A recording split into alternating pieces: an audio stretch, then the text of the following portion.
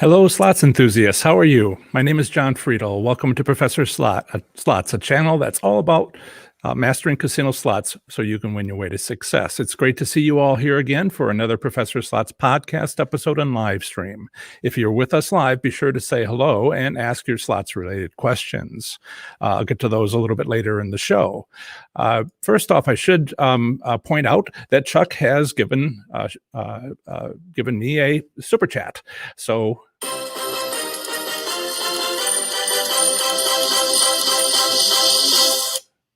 thank you.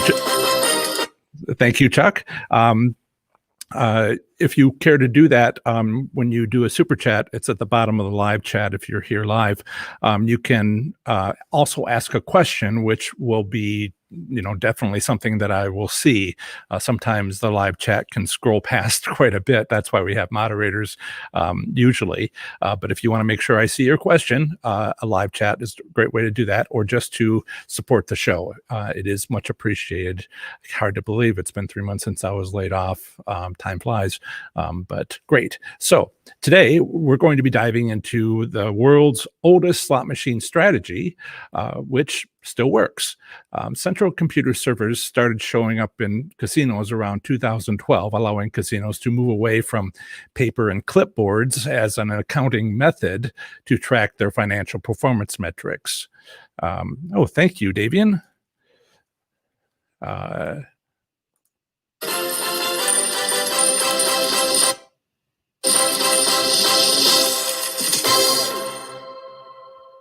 Okay. Thank you, Davian, for the super. The super sticker. It's a unicorn. Right. So they moved away from paper and clipboards as an accounting method in 2012, or starting in 2012, to track their financial performance metrics. Along with already getting rid of coins 10 years earlier, this automation significantly streamlined casino operations. I'm talking about this because casinos also use these servers to engage in standard casino business practices. For instance, about 1 in 3 casinos will provide a quick taste, a small win within the first few bets of sitting down at a slot machine, in the hopes that you'll spend that along with whatever else you brought with you. Unless you're very new to my channel, you already know my suggested response when you find common business practices. My winning slots strategy 1, only win immediately, also more fondly known as the 5-pull method. It means going from machine to machine and collecting the taste from each. Each one of my winning slot strategies takes this same approach. I find common casino business practices, then figure out how a player might respond so that they have improved chances of winning. And of course, I also cover casino safety, money management, gambling goals, and all the rest, which slots enthusiasts need to do to master casino slots to win their way to success. The winning slot strategies I've uncovered so far, and I've given numbers to 7 of them, are based on the casino having a central computer server connected to all the slot machines. The point of today's live stream is this: one option already existed before central servers arrived. Now there are many. Before, there was only one.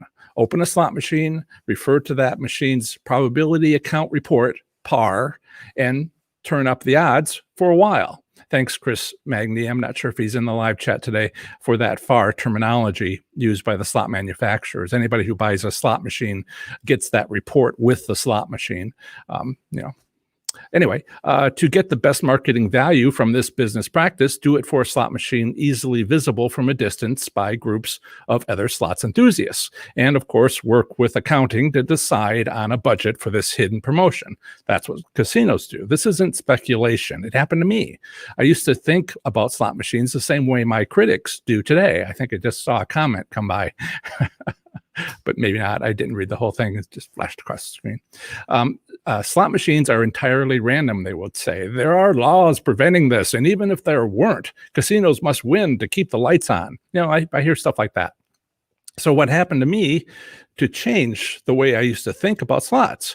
What caused the birth of Professor Slots? Everything came from my experiencing this casino business practice firsthand. You might say it blew my mind. It caused me to rethink how slots work. It caused me to reverse engineer what casinos had done to me, to my benefit and yours. So after my first casino gambling experiences started in 2003, I spent more and more time thinking about them and without much progress. I wasn't yet thinking about how to win. Rather, I was thinking about the potential dangers of what I was getting into. Eventually, I made a decision to keep trying to figure out this whole slots gambling thing. I wasn't expecting to win any significant amount of money, not ever. Rather, I was hoping not to lose a significant amount of money. With this reasoning in mind for proceeding with gaining additional slot machine gambling experiences, I took a long look around where I lived, which was in central Iowa at the time, for any nearby casinos within driving distance. As it happened, there was a nice casino relatively nearby. In fact, its size and facilities far exceeded what I'd ever heard about casinos being like before. My previous slots experiences were, if you read my book, it's Upper Peninsula of Michigan, and then basically next to a national forest. You drive for hours through trees, and you come across a casino, a tribal casino, of course, for Michigan. They only have commercial casinos around the Detroit area, and this is 2003-ish, and so I just it was a bizarre experience. Anyway, first time in a casino since I watched horse races when I was a kid with my grandmother. So the local casino had table games. This one in Iowa had table games and floors of slot machines, a high limit slot room, and horse racing. And oh, the splendor of the buffet. To all my senses, it was simply delightful. So with that limited assessment of a gambling establishment, about every month or more, I'd take $25 from my monthly graduate student stipend to go there and fully expected to gamble it all away on slot machines. But would I? So for the next few years, this gambling establishment was the only casino I went to. I admittedly had what I still consider to be a fairly wild and crazy time. This casino was Prairie Meadows Racetrack and Casino outside of Des Moines, in Iowa, in a small city called Altoona. It's right there on I-80, just before you get to I-35 Mixmaster, the East Mixmaster, not the West Mixmaster, for those of you who've been to Des Moines and understand the terminology. So I started going there in 2004 with my last regular visit we got Jason. Thank you so much, Jason.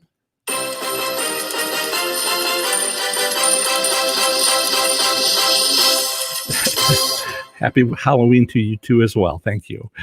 Thank you for that super chat. Right. So, okay, Joyce.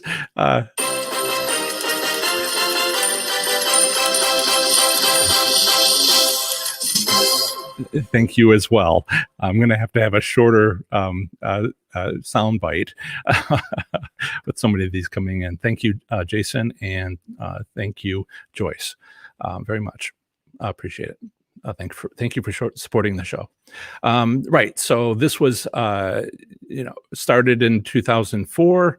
Last trip was early 2006 after engineering graduate school and moving away to the East Coast of the U.S. to start my career in aerospace, specifically jet engine manufacturing. I learned many things about playing slot machines during those visits, both what seemed to work and what seemed not to work, although it all started out tamely enough. As I mentioned, every few weeks or so, I'd take $25 and play it on slots. After looking around for a while at various slot machines available, I settled on one machine that I liked. It was a fairly typical quarter denomination, a quarter machine, 3 credits max, and some forgettable name that I don't remember. I liked it for 2 reasons, specifically because it had a pay table that was easy to read. And, this is early days, right? So this is my limited assessment. Pay table was easy to read, and the real symbols were relatively simple. I had no special requirements other than I didn't want to have to keep figuring out the pay table every time I moved to a different slot machine. A pay table, just to be clear, is a description of what symbols or combination of real symbols results in a win, as well as the cash amount of that win, sometimes just the credit amount. So and I kept records because I was a graduate student and I love spreadsheets. For 20 visits over a 6-month period, I sat and played with a bankroll of $25 at this specific quarter denomination 3-credit slot machine. If I won any small amount, I'd either take it home to use it as my bankroll on the next visit or put it back in immediately to spend it right then on that machine. For the most part, I found this, I was enjoying myself. I remember this time well. I was experiencing what almost all slots enthusiasts experience when they don't know any better. It's fun. It's fun. Anyway, I happened to be a non-smoker. At the time, this casino was often smoky, especially when a smoker sat next to me and lit up a cigarette or a cigar, which bothered my allergies quite a bit.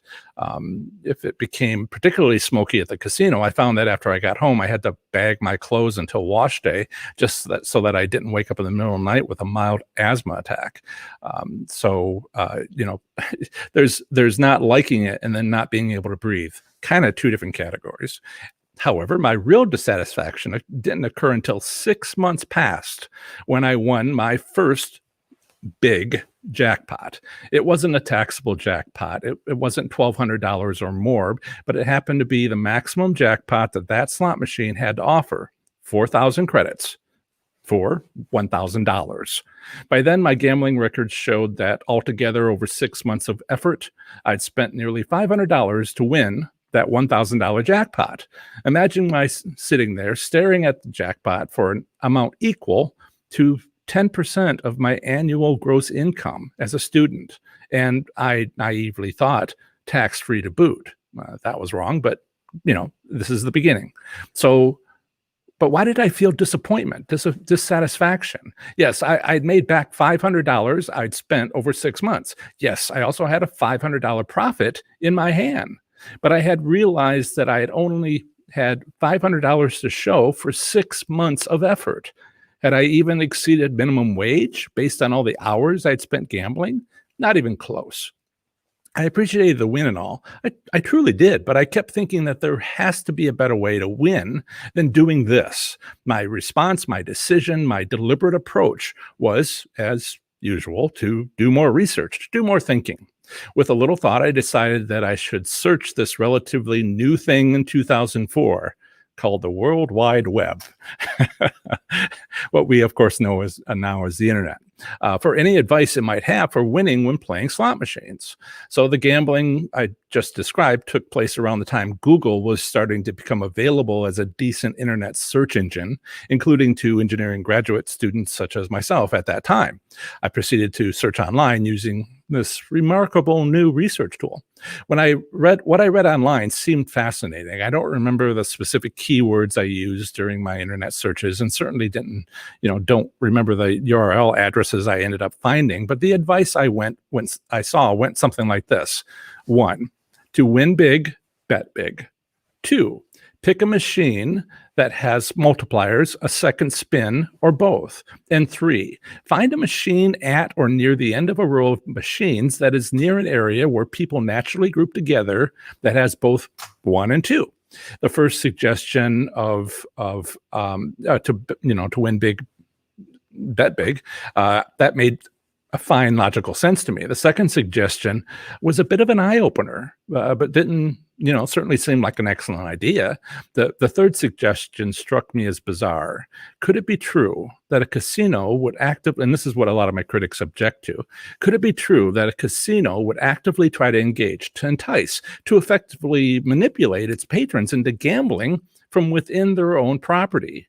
How completely fascinating. By the way, these days I consider this to be a branch in the field of marketing, not entirely unique to casinos. So I resolved to try out the suggestions during my next casino visit. This is when my gambling really started to become an interesting story to the people I was talking to, mostly my engineering professors and the staff I most often worked with at the university. Those friends and coworkers were my first audience. So before I take up the story from there and tell you what happened, let's go take a look at the live chat. And got a bunch of hellos. Happy Halloween, everybody. You may notice that I'm dressed a little bit more formally today. This is my Halloween outfit. Let's see. Okay. Jan just said something interesting about living in a different dimension, and Chuck confirmed audio. I always appreciate that, Chuck. I do.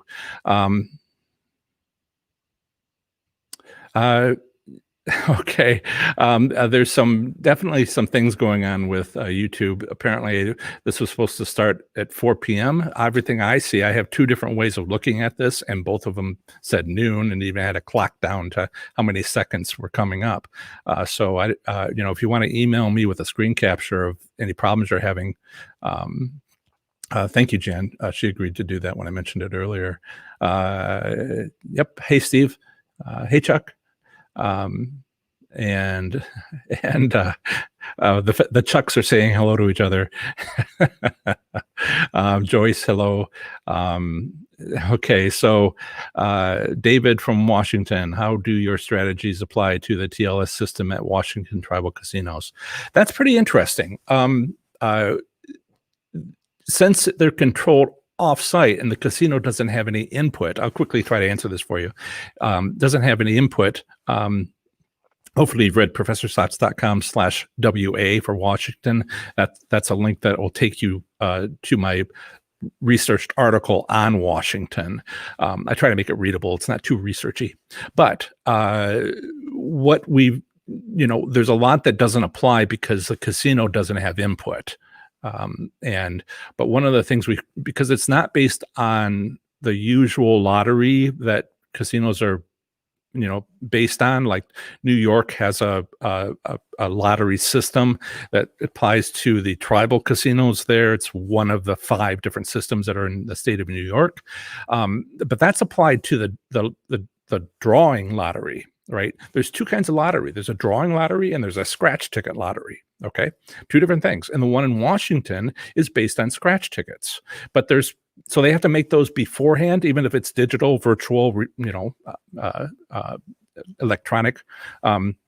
They still have to make those in batches beforehand, and there's got to be a certain percentage on each. So the winning strategy that was discovered by one of the people in the Washington Facebook group for slots enthusiasts is to play with somebody else side by side. Right. It's the best chance to have to be in the same batch of tickets, and try to be doing that when there isn't anybody else playing in that area. You might have to go when it's not busy. And then you can collect all the wins from that batch of scratch tickets. It's a very short explanation. Maybe we'll do something longer. And it's not in the article. I only recently learned of this approach, but it makes perfect sense. So I'll leave it at that. Let's see. Faster 436. Pardon me for not pronouncing that correctly. Heading to Vegas next week. You should take a look at my Visiting Las Vegas article about what to do if you need any tips. And one of the things in that article, you can find it by searching my website into the search tool. Just put in Vegas or something. You can actually look. They're very good about updating their return statistics. You can take a look at the last couple of months and compare them to last year. You can see. Look. Right. Yeah, I can give you an opinion, but why don't you just go look at the data? Yeah. Hey, David. Okay. Right. So that seems to be the questions.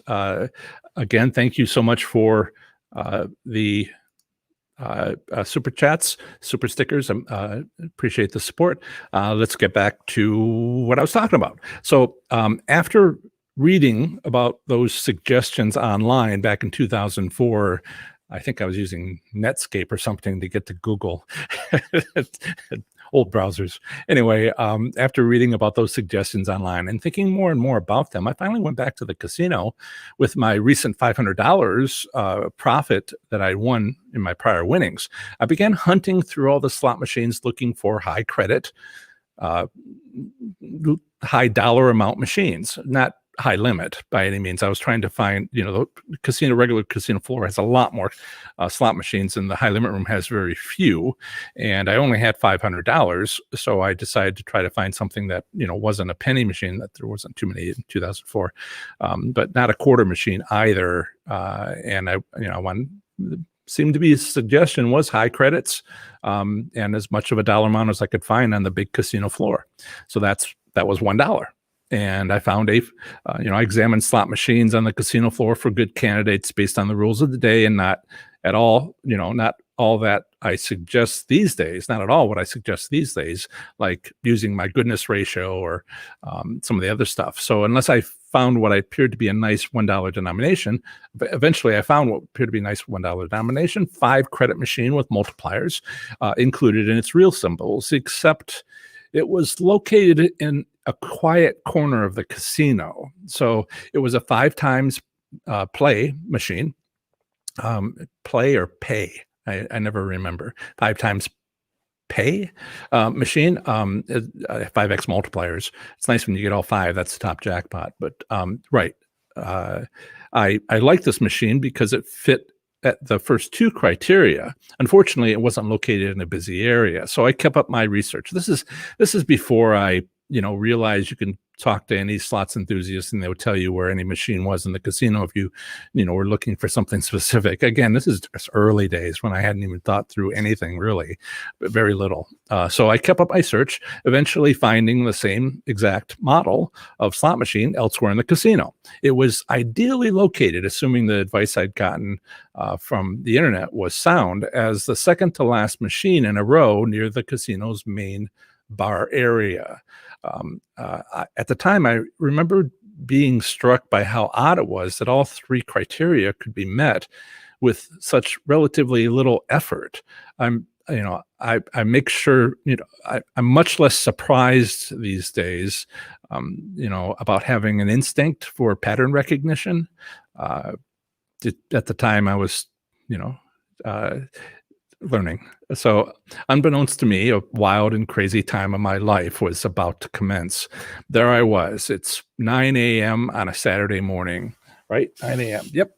9 a.m. on a Saturday morning. I'm looking at the best candidate yet based on the suggestions I'd found online for winning at slot machine gambling. I had $500 in hand and I was ready to go. So all I had to do now was put my money into the slot machine and start hitting the maximum bet button. I found it surprisingly difficult to put that much money into a machine. I was reluctant. This reluctance, by the way, is what I now consider to be the main reason for my then near future success when playing slot machines. This particular slot machine, everybody that had been playing that specific slot machine had also found themselves reluctant to put a lot of money into that slot machine. They'd probably felt that way for months, if not for a few years. People would, win a hand pay or something, and they'd be like, "Hey, I'm not putting any more money in the machine. I'm out." But I think most people were putting $20 in, hit max bet twice, and then taking their money with any winnings and left. But not me. No, sir. I pressed on with my plan. I proceeded to put the whole $500 into it and press the max bet button until it was gone. Naturally, nothing went according to plan again. See, my bankroll didn't go away. I found myself winning small jackpots, lots of small jackpots, each worth less than $1,200, the taxable, we call it the so-called taxable limit. It's all taxable, but that's the one where you get a W-2G. So there were immediately automatically taxable. There were so many of these jackpots that I tried for a little while to, use my pen to make small hash marks and count up. I had a little area for $25. I think that was the smallest amount. The cherry, I got a lot of cherries. By a lot, I mean like hundreds, hundreds, several hundreds of them. But there was $75, $100, $200. I remember $500 I kept over here, had a little spot for that, $750, and then the 1,000 was like right over here. I'm sorry if I'm not showing it in the screen. So I had like laid out in this handwriting with, I'm right-handed, so I'm just hash marks, 75, da, da, da, da. And I ran out of space. I couldn't keep up with how many, because I'm sitting there winning, and I'm like, I really ought to like record what's happening or something like that. I think at the time we might have had flip phones with a little camera, and there was nothing like that was going to happen like we do, these days that you see on other shows. Not something I do, not something I want to do. Not something I think it would help you.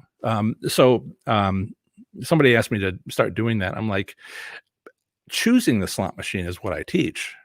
Sitting there winning is just like, so how did you find the slot machine is what I'm trying to show you. And you can't walk around a casino with a camera, because every face you see, you have to have a disclosure, signed disclosure. So anyway, I'd like to, just because people are asking for it, but I don't think it's what you need. And I don't see how it'd be useful. Anyway, right. So I had this handful of little hash marks. And once I realized I needed to kind of keep track of a general idea of how many of the 25s and the 50, anything over 1,200, I had a hand pay, right? That's what started happening. But these little hits, I was just like, roughly how many am I getting? Once I realized my hand was getting full of these, I didn't want to like go up my arm or anything like that. I started just marking down. I used the last bit of space just to mark down how many $1,000 hits I got. I ran out of space in my palm once I got around 60 or so. I think I got as high as like 100. So, I might have tried harder, but then other things started happening. Other interesting things started happening. I won my first taxable jackpot. It was for $1,250, and I was overjoyed. So I'm going to share all the jackpots from this week that I'm talking about from 2004. So this is in my book. It's figured 3-2. If you have the audio book, it's professorslots.com/forms, where you can see my figures and diagrams, because you can't see them in the audio book, but you can go here and it's available to anybody. But this is the sequence. So I got there at 9 a.m., right? The first 4 collection. Got there at 9 a.m., won my first hand pay, the one where I was just telling you about, first hand pay ever in my life, $1,250 at 10:05 a.m., according to what was on the W2G. And, the timestamp that I talk about. Iowa does that. I guess, is it Michigan doesn't? They kind of leave that box blank. So, this is all part of what I had at my gambling records. Even at the time, I was just keeping track. Time, day, and amount. And about an hour later, I won. Well, I'll get into this. So that was my first one. And, these days I know more than a few gamblers who've never won a taxable jackpot. Maybe you've never won a taxable jackpot. These slots enthusiasts wonder how it feels and asks, what's it like? And I've seen the I've seen the look on the faces of other gamblers when they describe it. Yeah, I've also happened to be sitting next to several gamblers when they won their first taxable jackpot with a couple of different responses. I think I told you that one time on a different live stream. Taxes? What do you mean I got to pay taxes? And I'm like, whoa, talk to a slot attendant. And others are, just overjoyed and shocked and all that. But it's a wonderful feeling. But it can also be a big mystery as to what happens next. So there you are, making bet after bet on the slot machine you're playing, when you notice that this time the reels have landed on an interesting combination of symbols. They seem familiar somehow, maybe something you'd seen in the pay table. So plus now the machine seems to be locked up. is it broken? And it's definitely making lots of additional lights and sounds. Finally, you begin to notice that everyone nearby is looking at you with a strange combination of both delight and envy, maybe saying congratulations or big money. What could have possibly have just happened? So I still remember that first time. It was also my first experience with how helpful slot attendants are, which I still appreciate. Nevertheless, it was a completely new experience for me. Slot attendants and other casino staff certainly deserve to be praised for how professional, supportive, informative, patient, and generally helpful they are to everyone. But this is especially true when they're working with first-time taxable jackpot winners. At first, I was mystified as to why the machine wouldn't allow another bet. It had been working just fine a moment before. I'd been winning a lot of small jackpots, and when doing so, always stop the machine roll up sequence. Was it 2 weeks ago? I put out a poll. It was in the newsletter, and that you can sign up for it on my website, but professorslots.com/subscribe. But and you get my 7 online resources. Anyway, for those of you who listen to the podcast, you've heard me say that many times. But I put out a poll asking, do you switch off that sequence or do you not switch off that sequence? What do you do? And most people, I think it came out to about 80%, said that, yeah, they cancel that. But, sometimes, and then there was like 10% that were like, well, sometimes I do and sometimes I don't. Sometimes it's fun to watch. And the others, other people are like, I always let it go. I always let it play out. But I'm one of the people that cancel. So without that roll-up sound effects, because I canceled the sequence, it took me a moment to notice the actual amount of the win. At that time, I was not at all aware of the $1,200 lower limit for taxable jackpots, immediately taxable jackpots, the ones that result in a W-2G. However, I most certainly realized it was the largest jackpot I'd yet gotten by $250. My $1,000 jackpot from earlier, that a quarter machine was the largest jackpot I'd certainly ever gotten, and this was more than that. It seemed like a lot more. And these days I'm a laid off professional who, till a few months ago, used to be an engineer in the aerospace industry, and may yet be again if that Phoenix thing works out. And this doesn't. So I'm glad to say that even as a lowly graduate student, I had my suspicions of what had happened, and so didn't try to tell the slot attendant that the machine was broken. I'm not sure I would have ever lived that mistake down, if only in my own mind. My records show that my first jackpot of $1,250 occurred at 10:05 a.m. on Saturday, April 3rd, 2004. That's on the screen, but not everybody is watching the video. Many people are listening to this in the podcast, so I'll verbally say these things instead of just point to them only. So within an hour, I won, and look at the times. Within an hour, I won another taxable jackpot, this for the amazing amount of $3,750. Let's think about this timing for a moment. 2 jackpots occurring 51 minutes apart, but not 51 minutes of betting occurring between them. About 15 to 20 minutes were taken up with the casino servicing that first jackpot and me sitting there waiting.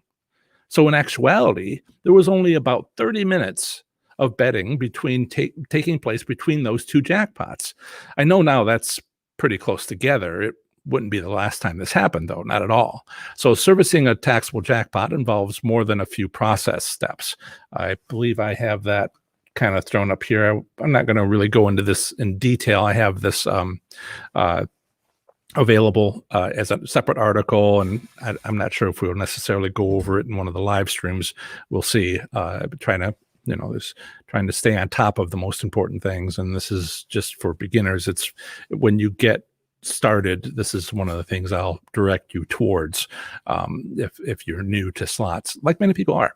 So right. So even in 2004, for quicker service, slot machine attendants were equipped with a portable headset no smartphones, but for dispatcher communication, they were notified of the taxable jackpot immediately to hurry over to the waiting patron.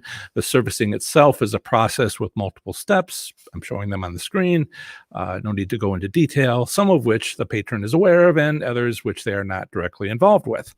So setting aside the questions asked and the explanations given during the servicing of my first jackpot, what's going on? The servicing of a taxable jackpot is relatively straightforward once you've been through it a time or two. So the process for servicing a taxable jackpot has different responsibilities for the three entities involved: the slot machine, the casino staff, and the player. For the uninitiated, I explain these steps elsewhere. A link is in the show notes and the video description, podcast show notes and the video description. So despite all the assistance and professional services being provided by the casino staff for these two, and I will come back to the list here.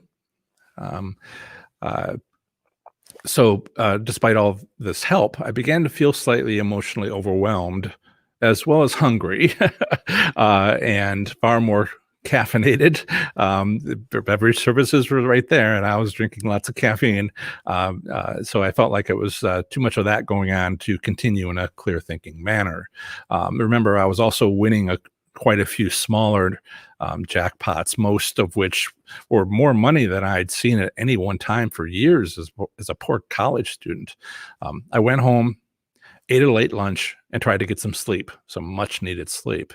But I couldn't shake the feeling that I really needed to be back at the casino playing that slot machine. Thinking is all well and good, I told myself, but sometimes it's time for action. So there I was in the casino at 10 p.m. So if you look at the list here, you'll see that the third one, switched over from 10 to basically 11 a.m. and then started again. Jackpot started again at 16 p.m. So I got there about 10 p.m. And 16 minutes later, here I won a jackpot, another taxable jackpot for $1,500. Then, a few minutes before midnight, I won my largest jackpot yet. This jackpot was $6,250. Then that did it for me. I was done with my first day of winning taxable jackpots, having won 4 of them, totaling $12,750. I tried to share how this felt. To put it into perspective, it's necessary to understand that as a lowly graduate student at the time, living on a university engineering research stipend, that last taxable jackpot was half my annual gross salary. Okay. In addition, the total for all 4 taxable jackpots actually was my annual gross salary. I just doubled my annual salary. What the heck? So yes, I collected my winnings at the end of that first day, went home and stayed there for a while. After 4 hours of sleep, look at the list, 5:36 a.m., won my last taxable jackpot, 11:47 p.m. takes 20 minutes to get that all processed. And so I was out the door just after midnight, and I was, half an hour away, try to miss all the deer in Iowa at I-35. And then I was back at the casino early the next morning. I stayed until what? Yeah. So I went back. I stayed. I got there. I stayed from about 6 a.m. Because I won a little before that until about noon. And I won 3 more taxable jackpots for a total of $6,500 that day, not including the usual uncounted number of small taxable jackpots. I also tried playing a few other slot machines. I'm struggling to learn. I'm trying to learn. What can I do to learn? So these were not the $1 denomination machine I had been playing and winning at, but only, lost money on these other slot machines. Then I tried others. Was an indication that despite the distractions of what was going on with that single slot machine, I was still trying to understand how winning actually worked. during slot machine gambling. That Sunday afternoon and night, I remember trying to catch up on my sleep after I went home, and how difficult it was to ignore the $9,600 bills on my nightstand next to my bed in my cheap studio apartment. I think it was 635 square feet or something like that. So just so I wouldn't have to look at them, I tried to cover them up with a book, which, barely kind of tilted over and almost slid off, and, it made me laugh. It struck me funny how the book kind of got propped up, almost sliding off. And it was not helpful in reducing how distracted I'd become with all that cash just sitting there. I'd most certainly never, ever had that much cash. On Monday morning, I made a bank deposit of $9,600 and spent the rest of the day working at the university and avoiding the casino. So yeah, all this, seeing the questions, I'll check in on the live chat again in a minute when I find a good break here. So the next day on Tuesday, I withdrew $2,000 from my bank account, and after having taken a day off, and returned to the casino after work. From around 5 p.m. to 9 p.m., I won another 4 taxable jackpots, this time totaling $5,000. And you can see those here. 1, 2, 3, 4. Am I missing one? Or is one after midnight? My count's off by, oh yeah, no, I said 4. Yeah, that's right. It's 5 p.m., but only 4 taxable jackpots. Right. So that's right. And $5,000 total, 4s and 5s. Then I did something I thought courageous at the time, yet also knew to be unresearched and therefore fairly stupid. What does Niels Bohr, the famous physicist, say from, I think it's the Netherlands? He said, an expert is someone who's made every possible mistake within a narrow field. So when I decided to leave, I noticed the high limit slot room. I went in. I admit that I briefly thought about what I was about to do. In my mind, I hadn't even had the $5,000 in my hand for more than a couple of minutes. So what if I lost $3,000 of it? This is edging into a gambling problem. It's not real money. I just won it, sort of thing. So I'd still have the remaining $2,000 that I walked in with. So after having done no prior research, having made no prior assessment of the high limit slot room in that high limit room, I and barely, with barely a careful thought in my head, I put $3,000 into one of the $100 denomination 1 credit slot machines and hit the maximum bet button until it was all gone. And all gone it truly was. That I lost $3,000 without a single jackpot, taxable or otherwise. Again, my mistake was that I hadn't done a bit of preparation, research, or assessment beforehand, not one bit. And with that loss of that much money, almost a third of my annual salary at the time, I just paid dearly for not doing so. While the loss of that $3,000 was a painful personal lesson on what happens when not being prepared, I place a high value on the experience. I believe that loss prevented far greater gambling losses later. Imagine, if you will, what would have likely happened if I had won. On that machine, the lowest possible jackpot was over the non-taxable limit. If I'd won it, I'd have felt encouraged to continue then and most likely later with other winnings. However, what would likely have happened, maybe other winnings, what would have likely happened if I'd won a medium-sized jackpot for that machine, say 100,000, or far worse, the $250,000 maximum jackpot? That $3,000 loss taught me relatively cheaply to accept that I was truly unprepared to win. I need to be better prepared. I returned 3 more times to that casino over the next few days, limiting myself to playing only that $1 denomination, 5 credit, 5 times play or pay game themed slot machine on which I've been winning taxable jackpots. While I won only 1 taxable jackpot each on Thursday and Friday, as you can see on the screen, and I should probably close that down at this point. On Saturday, I made a decent profit on both trips. That's not shown on the screen.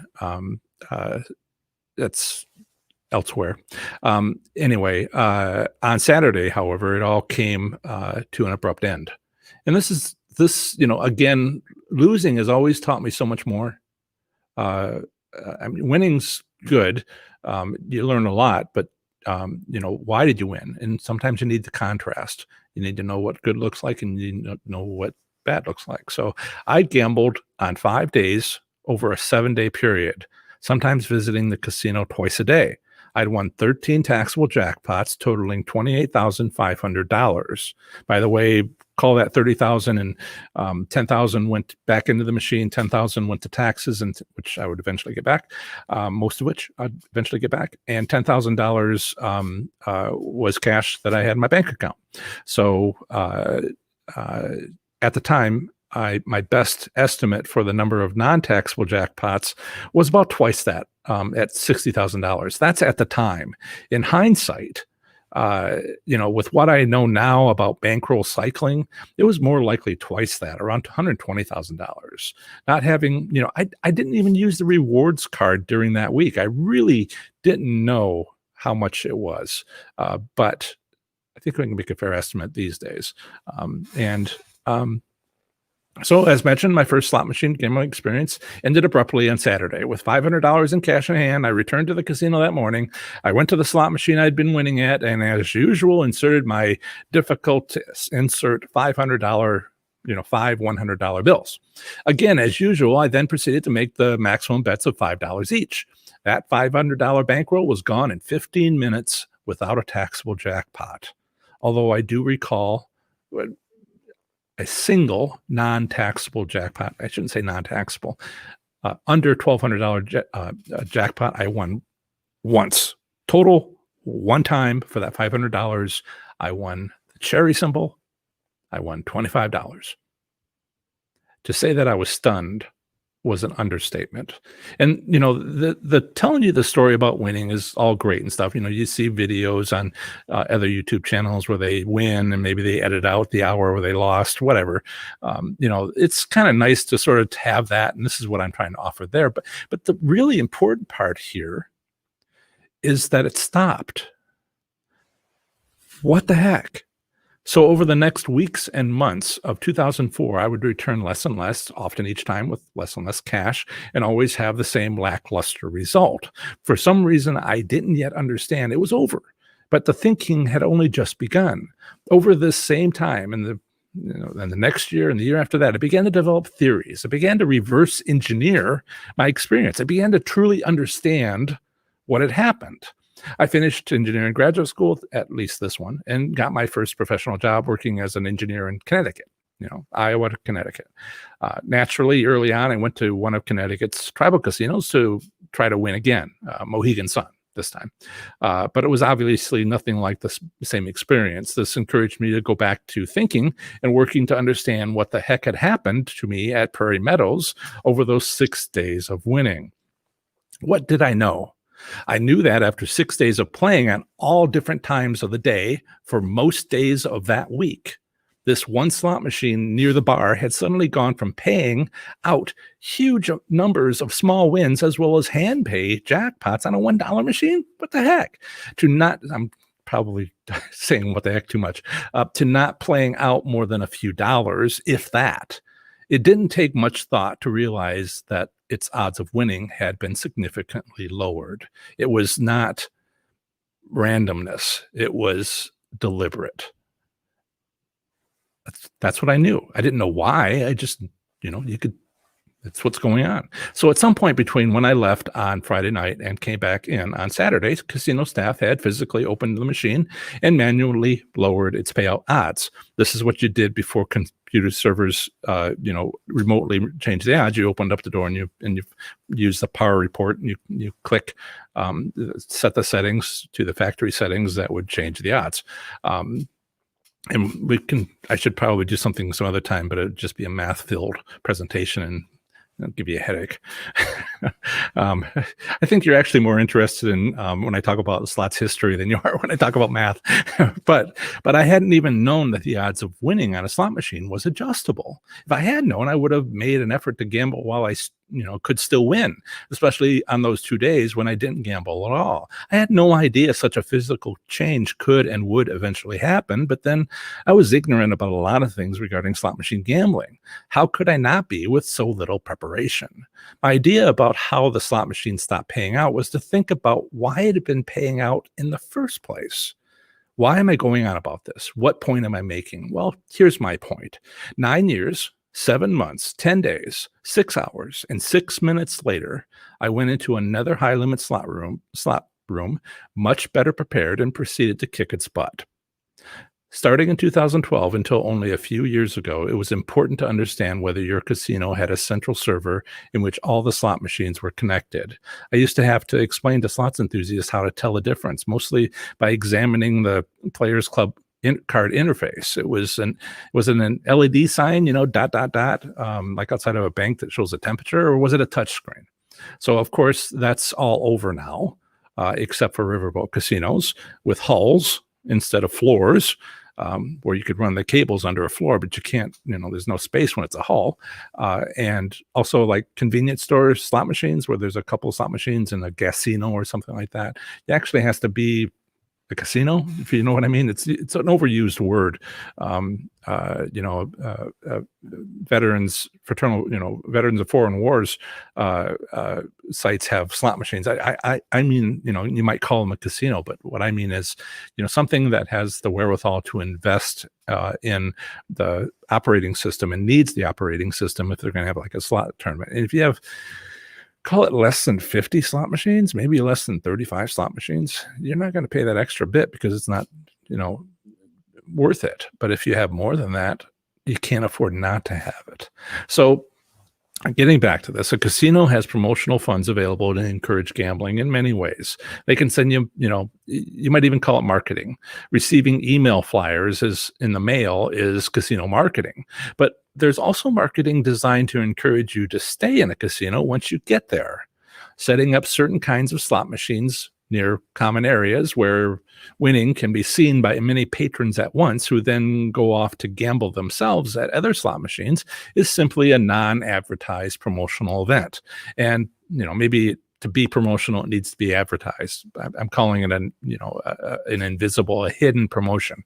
Anyway, these promotional, these events require promotional funds, and they're on a limited budget. So these slot machines are not always going to be set up to win. If not set up to win, which should be obvious after less than 20 bets, a slot enthusiast wishing to use this strategy needs to recognize that, it's simply the situation at that time. To implement this particular strategy, come back and try it at a much later time, like months later. Further, consider when is the best time of the year to try this strategy. What time of the year might a casino be using their promotional funds to encourage gambling? A clue can be found here from my list of taxable jackpots. What month is it? It's a week in early April. Did you know gambling is seasonal? Gambling is seasonal.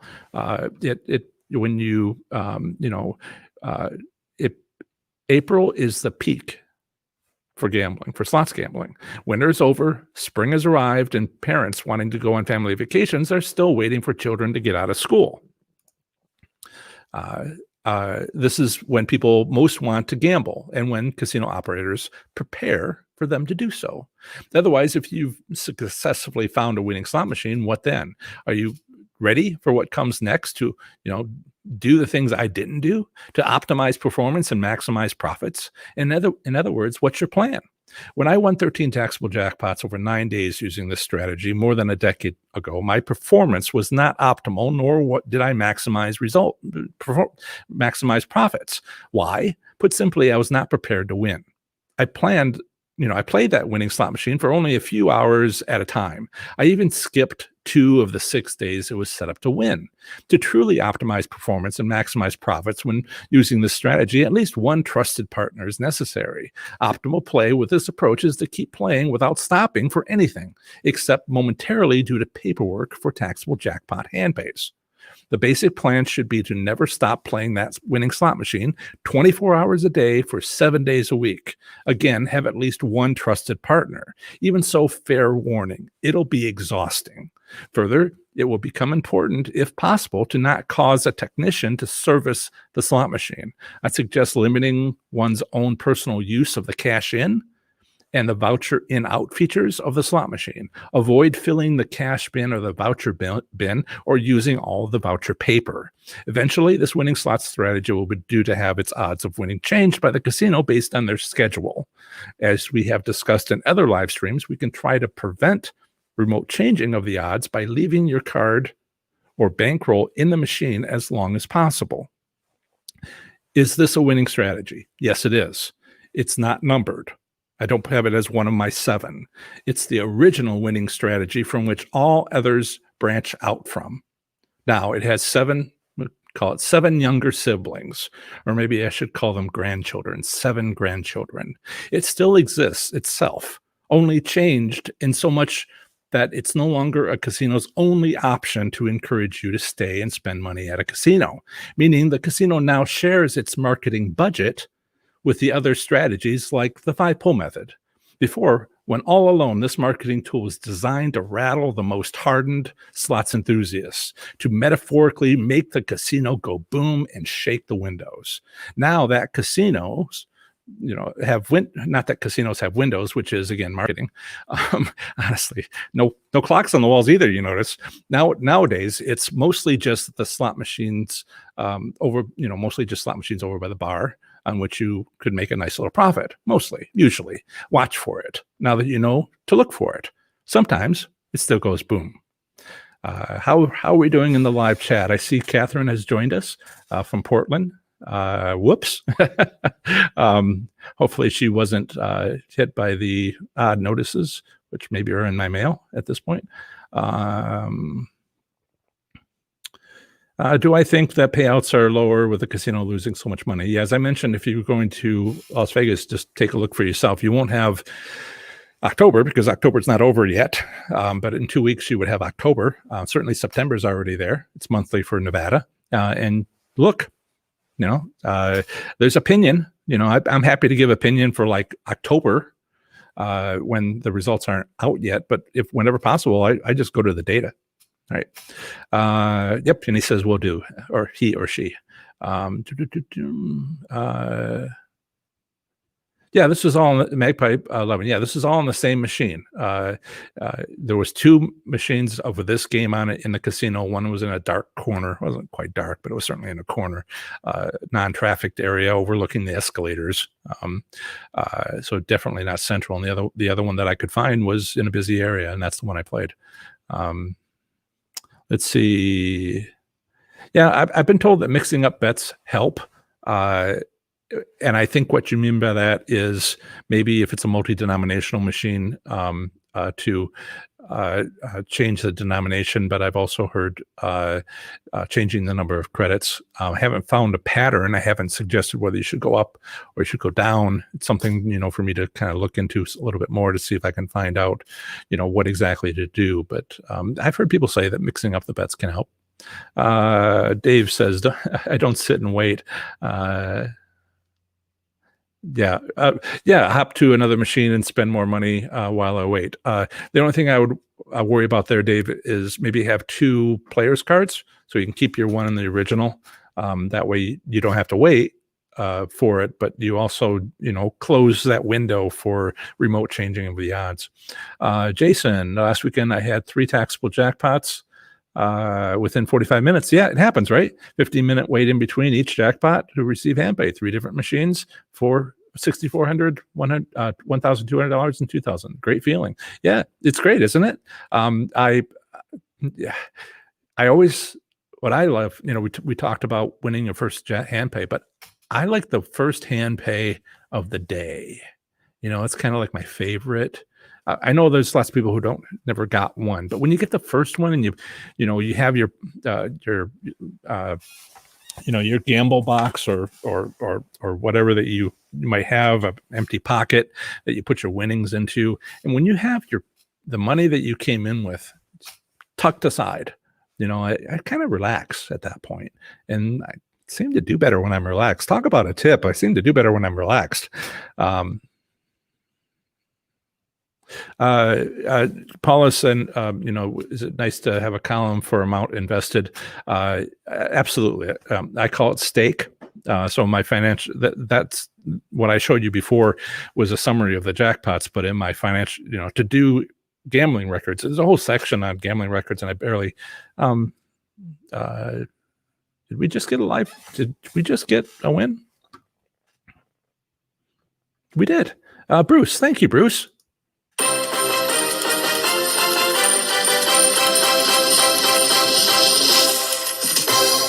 Excellent. Thank you for the super chat. Right. So trying to, that's something in the, we should, I usually go over gambling records just before tax season, but on the other hand, it's a bit late for the previous year. So I try to do it a couple times a year, talk about that. But yeah, you want to know how much you went in with.